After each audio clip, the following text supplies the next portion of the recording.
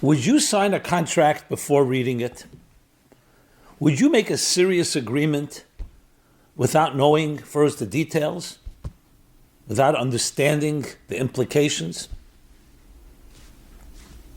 I'm sure every person hearing that question would say, of course. Of course we first have to understand before we act, before we commit. And yet, I'd like to share with you that the true secret of life is the exact opposite. Is to commit even before we fully understand. And here we have one of the greatest events in history. The revelation at Sinai, 3,337 years ago. When the Jewish people stood at Mount Sinai, you know what they did? They said to God, we will do, and then we will understand. And of course, the obvious question is, which intelligent person behaves that way? First, you have to know the details. How can I commit to something without understanding what the implications are? Let's discuss this and discover the secret, the true secret to lasting, enduring, and eternal connections. Please join me in this discussion on the Kabbalah of action. Do first, understand later.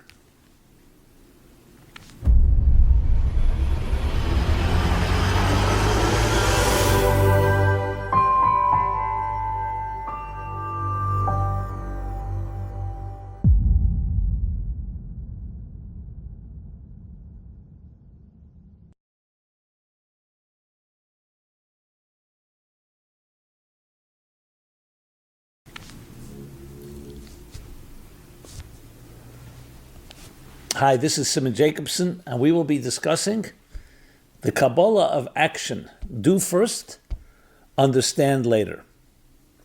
This program is dedicated by Deborah Cho in memory of Hoya Yaon.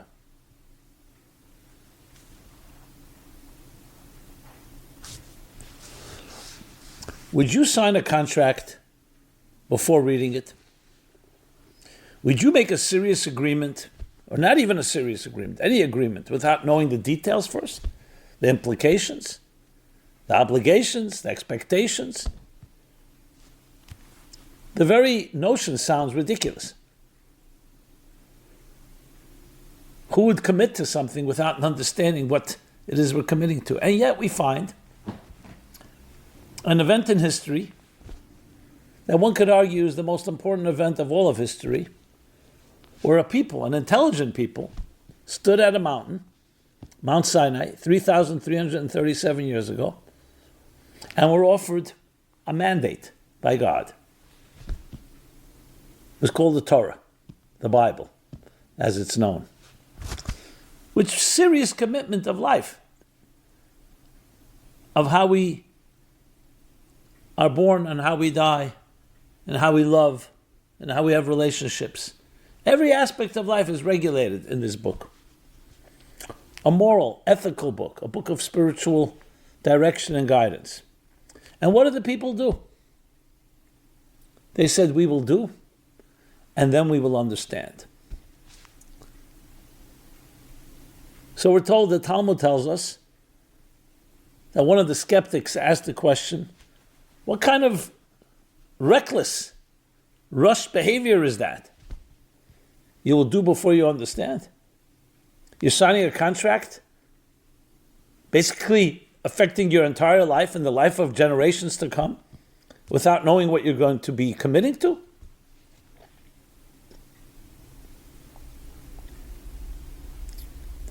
The Talmud even calls it a secret. The secret of the angels.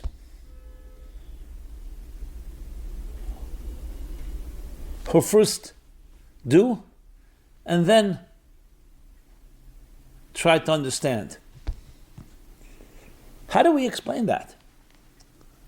And most importantly, we shall learn that in this lies the secret to true, lasting commitments, relationships, enduring and eternal connections.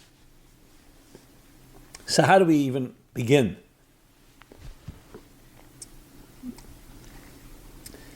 One of the big challenges of our times is the issue of commitment. You ever hear people say, I have commitment issues, or he has commitment issues, she has commitment issues. Very often, it's different psychological blocks, fears, insecurities, and in general, why take risks, unnecessary risks? So many people stay uncommitted. They keep the door open. In many cases, I said, it's the fear of failure, fear of rejection. And unless we must, we don't necessarily have to commit. But how would life look like if we never made commitments to anything? And I'm not just talking about marriage and personal emotional relationships, but also business decisions and other decisions we make in life. How do we ultimately make a decision when there's pros and cons? Obviously, there are situations that's pretty clear that you should or should not do that. But what about when there's a doubt, even a small doubt? And the stakes are high. Should you take a leap? How do you take a leap? Is it purely based on rationale? We know, not necessarily, because you can do the research and due diligence and still not be sure what to do next. So what is it that pushes a person over from that maybe to yes? Is it an intuition? Is it a leap of faith, as some call it? That's what this story is all about, and that's where the secret lies. Because on the other hand, you have a world where, people are just not committing, whatever excuses and reasons. And we'll even say situations where there's good reason. You're not sure. Why would you take a risk? Stay safe.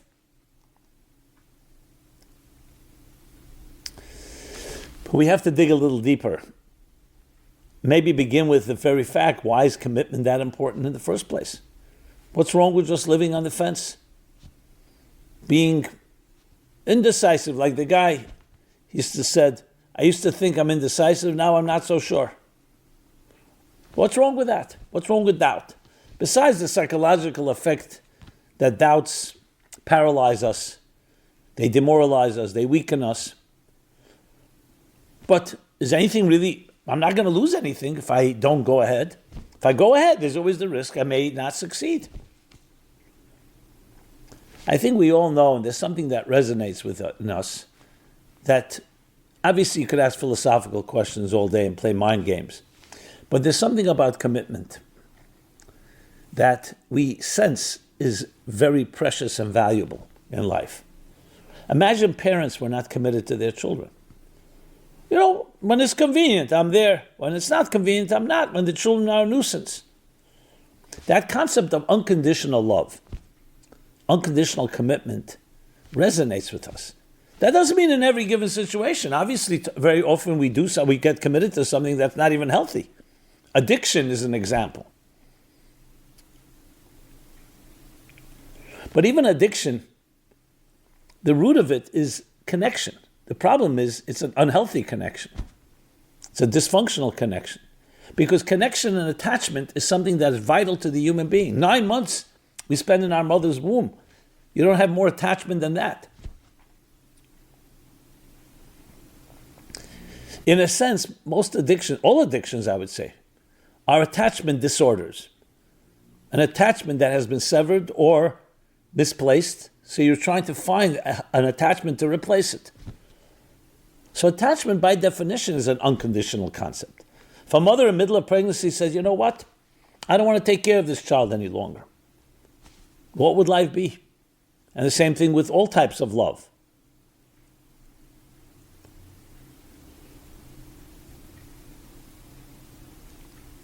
So that establishes the fact that commitment is critical.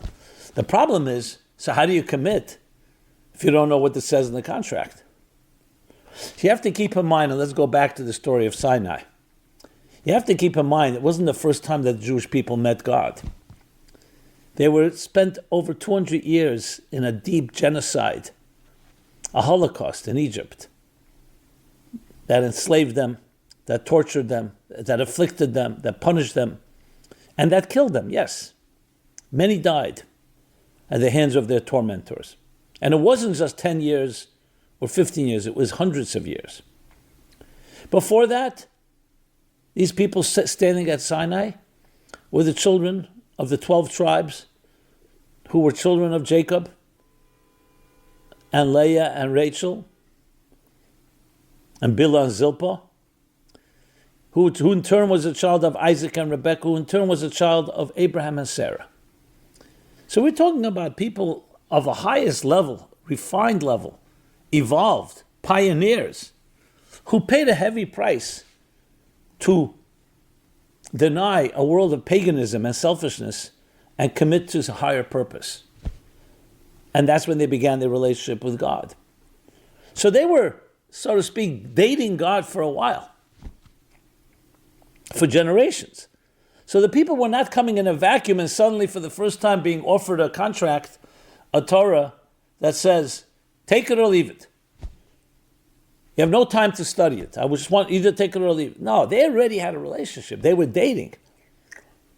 But the thing is, you don't want to be a serial dater. Endless. There has to be a point you make a commitment.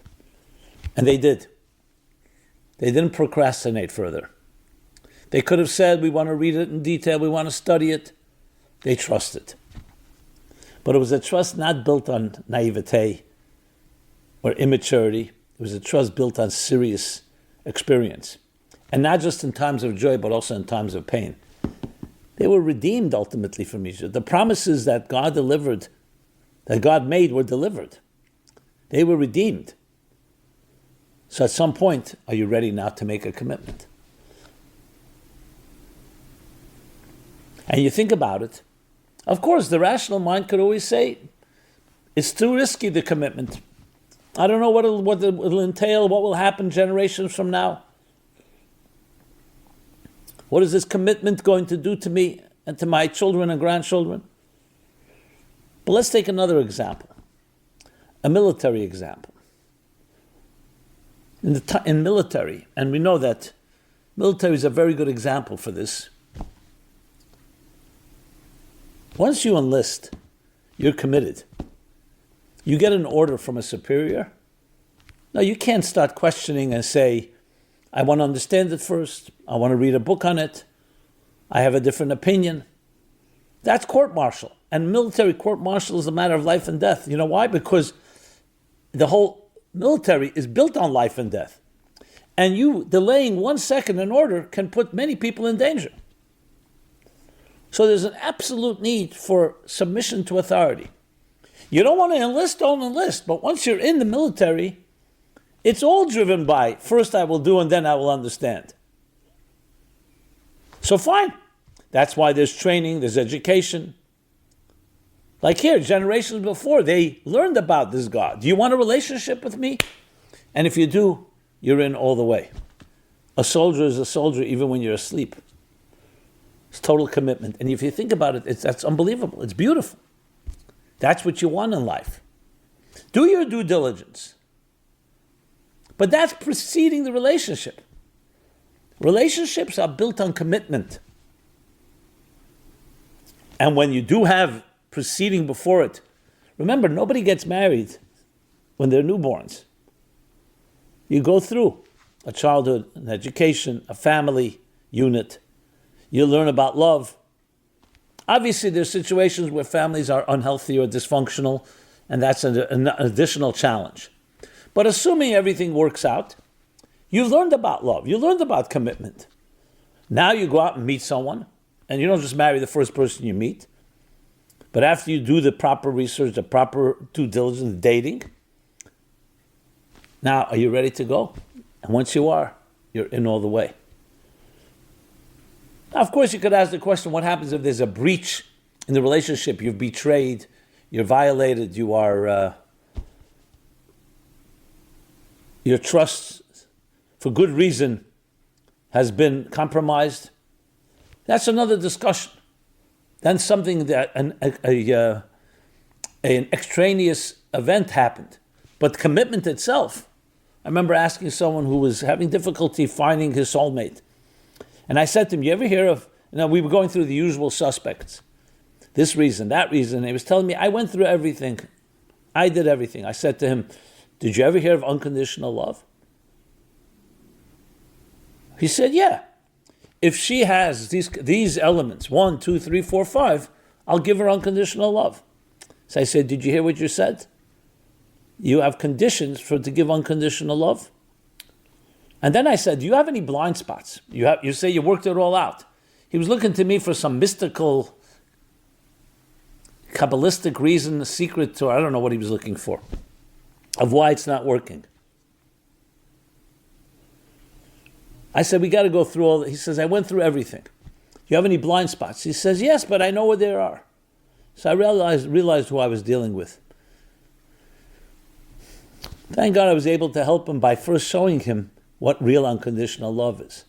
Doesn't mean, no, you don't give unconditional love to every person you meet, every stranger.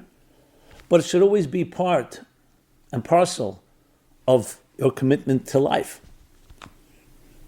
Unfortunately, ironically, in a world like ours, with all the technology and all our standard of living and all that gifts that we have, and the ease of accessing anything, anytime, everywhere, in an odd way, actually creates a sense of entitlement where we lose the most important thing, commitment.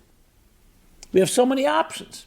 People tell me, I don't have time right now to make a commitment. I'm busy tasting. It's like going to a restaurant, I'm just tasting from all the foods. On the contrary, with so many gifts, commitment should be even more underscored and important. But it makes sense because you indulge and therefore you become, like I said, a sense of entitlement. You're spoiled. We have a commitment crisis. And that's why it's so powerful. That's why we call it a secret. It's called a secret in the Talmud. The secret of commitment. The secret of doing first and then understanding. Absolutely following whatever diligence or whatever research you need to do. But then once you're committed, real commitment. And not escaping to excuses and reasons and all kinds of other things. And that brings us to the power of the Kabbalah of action. Action. You can think about things from today till tomorrow. You could talk about it. But until you don't act, there's a certain line that has not been crossed. If you go to someone, and I have to deal with this, I raise money for our organization for different causes, and people say, beautiful cause. My heart is with you, my soul is with you, my mind is with you. Great. And you feel so good. You feel like you've succeeded in convincing the person to support your cause. If you don't leave with a check, or the person doesn't sign the dotted line, you've gotten nowhere. Yeah, you've gotten their words, but there's something in this world of action. Obviously, it's important to get someone to capture their mind, their heart, and soul. But I once heard something from a real fundraising expert. He said to me, there's a mistake. People think that their investment follows their heart. No, their heart follows their investment. That's why it's so important to get a commitment from someone, even if it's a small commitment. Because once they're committed and they're in, then their heart is more responsive. They care more because they're already committed.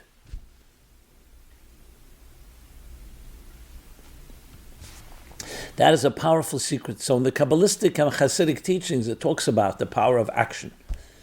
That on one hand, action needs to be informed by strategy, by thought, and by words. You make a plan. You write up a plan. But then there's something that action does that thought and speech can never do. It turns it into a real reality. Even God, the mystics explain, wasn't enough just to think about existence and not just enough to speak about it, even though God's thought and speech can create. But it was important that they emphasized that it actually brought into an action. The power of action. Of an act. And that follows the power of commitment. So in addition to the military person following orders, the fact that they go out and do it and not just talk about it, that creates new realities. And you see people who are experts. They can give you every concept and every argument. But then when you say, so did you act on it? No. Why? All kinds of excuses. Now this can be applied to every aspect of our lives and should be applied. The secret of commitment. And it's actually an art. Now, of course, having good role models make a big difference. If you've seen people around you who are not committed, it's very likely that you will not be that committed because you see that's the option. If you see people who made a choice and stuck with that choice, there's something about that is so beautiful. The loyalty. You see people loyal to each other as long as they're getting what they want. And then when they don't need that other person, how often are they discarded, ignored? But then you see the rare instances where someone never forgets a favor done for them. Never forgets where they came from. And remembers and remains loyal to that memory. That's commitment. Now, is it logical? You could say, it's logical. I only have that much time in the day. Let me give that time to people who I benefit from. But then you're missing the most important thing in life, and that is the commitment part. That connection, that attachment, which is so vital to a human being. Ask yourself this question. Do you have people in your life that unconditionally care about you and love you? And no matter what you did, they'll be there. That doesn't mean that you can do whatever you like, you could hurt them. But it means that it's not about them. Obviously, if you do something that requires repair or remorse or correction, hopefully you'll do that. And then ask yourself the question the other way around. Do you have anyone, or anything that you unconditionally are committed to? It's not an easy question to answer. Because, we start thinking, is it really worth it? Should I be committed? But then I go back to the initial question, what would we be like if we did not have that type of attachment? Now it's interesting, God made it that mothers don't have a choice. The fetus developing the mother's womb is connected and attached to her for 9 months, whether she likes it or not, whether anyone likes it or not. Why couldn't God make it that, upon conception should be birth? Maybe it was to give the child not just oxygen, but the concept of attachment. And even if that mother, God forbid, was unable to really completely nurture the child after the child is born, but those 9 months will never be lost. So we all begin our lives not just loved, not just taken care of, completely submerged in the embryonic fluids, where everything, from our oxygen to our food, everything, and of course the psyche developing in that type of environment. Think like a fish in water, completely connected to another person. Now, hopefully, after birth, that nurturing, that attachment, that love, that unconditional love continues. But we all have that head start, so to speak. And it's interesting, the Talmud also tells us that in that mother's womb, we are taught the entire Torah. That Torah that was accepted unconditionally will do, and then we'll understand is taught. It's downloaded and embedded in our very DNA and our very psyche. And that's why attachment is so integral and inherent within us. And it's when it's lacking, it's going to have consequences, which means we will search for that attachment one way or another. Some consider the greatest film ever made, Citizen Kane, Rosebud. What is Rosebud? You don't discover till the end of the film. Is that sled that William Kane, remembers as a child when he's taken away from his family, from his parents. The innocence of that sled in the snow, called Rosebud. And at the end of the film, it's just thrown into the fire. but a few times in his life he mentioned it. In a sense, that search for perfection, that search for paradise, the search for innocence, the search for our childhood purity, the search for attachment. We all need it. And you don't find it one way, you start looking other ways. Egos are built, false castles, false fantasies, different addictions, anything to satisfy that attachment, healthy or unhealthy. So it's time to rebuild healthy attachments, and it starts with commitment. I remember once a couple dating, as perpetually serial daters in New York City, were at my class. And after the class, they came over and they said they're dating a few years already. She's ready to get married. He's not. And they can't figure out. He can't figure out either. What's stopping him? So we decided I'll have a meeting one-on-one with him, man to man. We'll review it. So I remember we met in the Grand Army Plaza Library in Brooklyn, the top floor, the cafe there, and we had a several-hour marathon conversation. And we went through the usual suspects again. This thing, that thing, maybe his parents had difficulty in their marriage and he saw bad, he didn't see a healthy relationship. No, his parents had a good marriage. Couldn't find anything, any smoking gun. So I didn't really have an answer. I was just trying to help.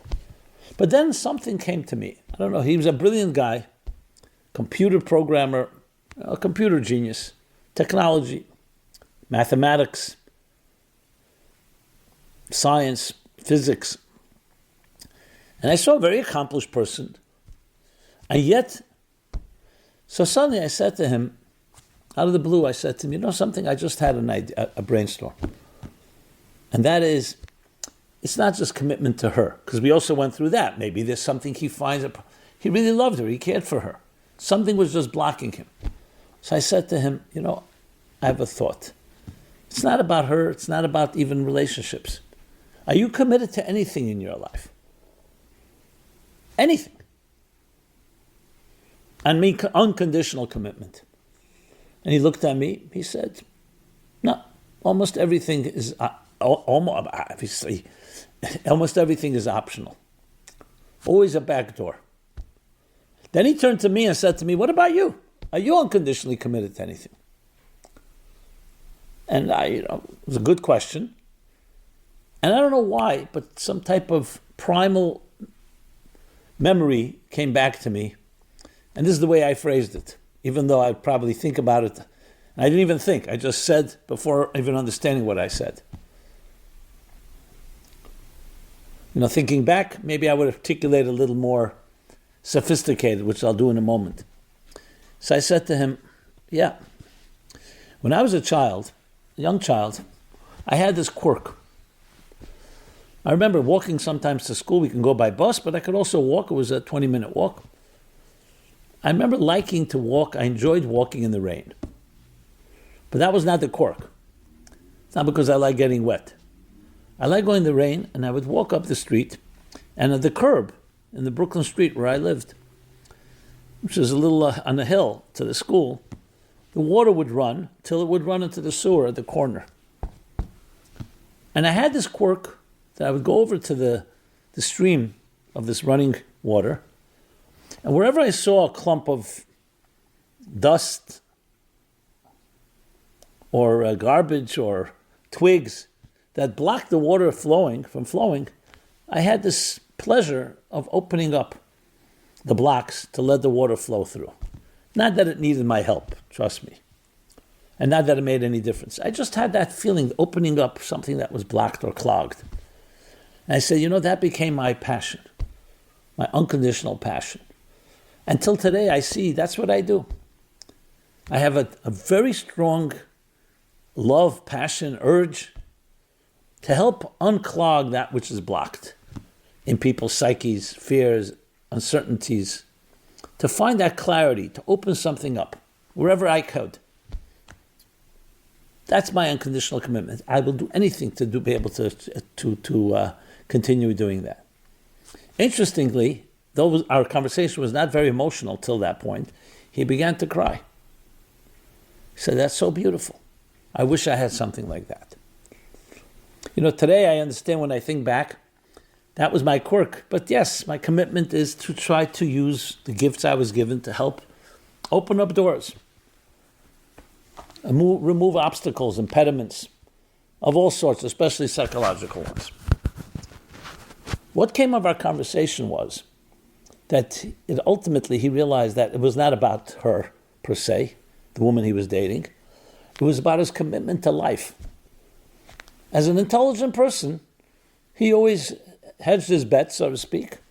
And why commit to something where there's always risk, 1% risk, 2% risk? But realized ultimately that the greatest risk is not taking a risk. Because ultimately life is about commitments. It's not about whether you figured out a way to win or figured out a way to minimize risks or minimize damage or whatever you want to call it. And when he committed to his life, to his life's mission, in his own way, he committed to her. They got married, they have children, wonderful marriage. It's years ago. That's, my friends, the power, the secret of commitment. And it comes down, it will lead to an action. Not just a thought, not just words, but an actual committed action. And that changes everything.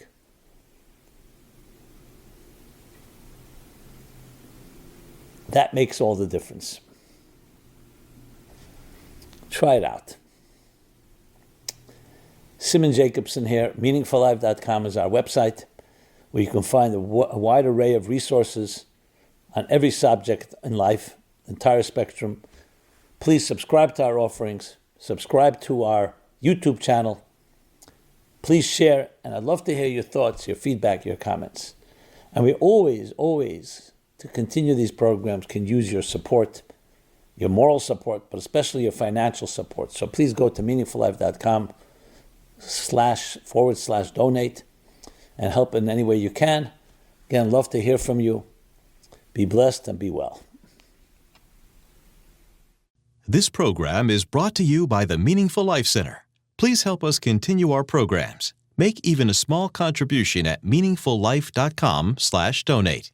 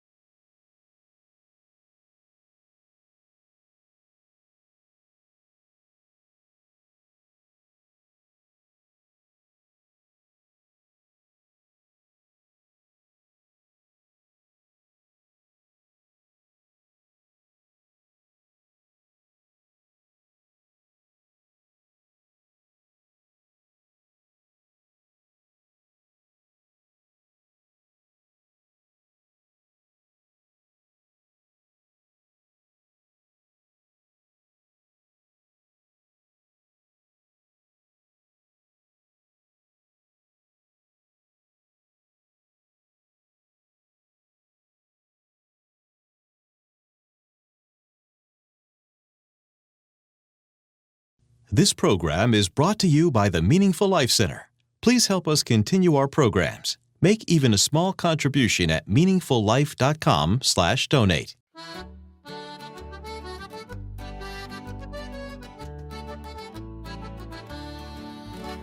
Scattamo stanotte, viri come balla, sutta e fanali chi si scidica.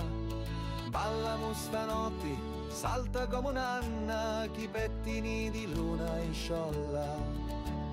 Gira musica, gira e non si ferma, come una galla do vento aita.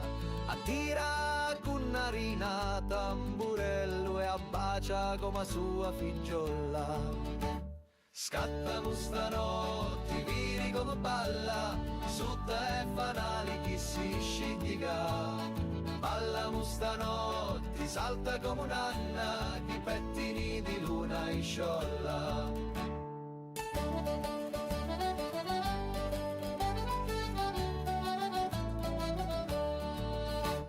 Sinni e tunu, i voti si danno, tu na poco gli peputia. Sinda fettunu, i cappotti russi e si ricordano da notti buona. Scattamo stanotte, vini come balla, sutta e fanali chi si scidica.